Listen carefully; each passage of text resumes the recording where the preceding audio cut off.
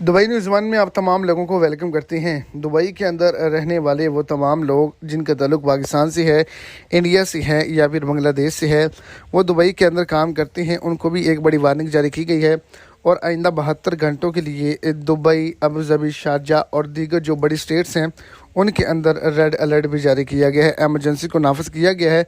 मुकम्मल तौर पर यूएई को बंद करने का नोटिफिकेशन भी जारी कर दिया गया है। इसके पीछे क्या वजूहात हैं, तो वीडियो की तफसीलात को जानने के लिए वीडियो को एंड तक देखें ताकि आपको तमाम डिटेल के अच्छे से समझ आ सके। और अगर इस चैनल पर आप फर्स्ट टाइम है तो लाजमी से चैनल को सब्सक्राइब करें, वीडियो को लाइक करें और अपने दोस्तों तक इसको ज़्यादा से ज़्यादा शेयर करें। यूएई के अंदर, दुबई के अंदर जो डिग्री सेंटीग्रेड हैं वो बहुत ही ज़्यादा रिकॉर्ड किए गए हैं और अबू धाबी के अंदर 48 डिग्री सेंटीग्रेड दर्जा हरारत जो है वो रिकॉर्ड किया गया है और मुख्तलिफ इलाकों के अंदर शदीद गर्मी पड़ रही है, जिसकी वजह से वर्कर हजरात से काम लेने से गुरेज करने का एक नोटिफिकेशन जारी किया गया है। तमाम कंपनियां जो हैं वो इस पे अमल करें।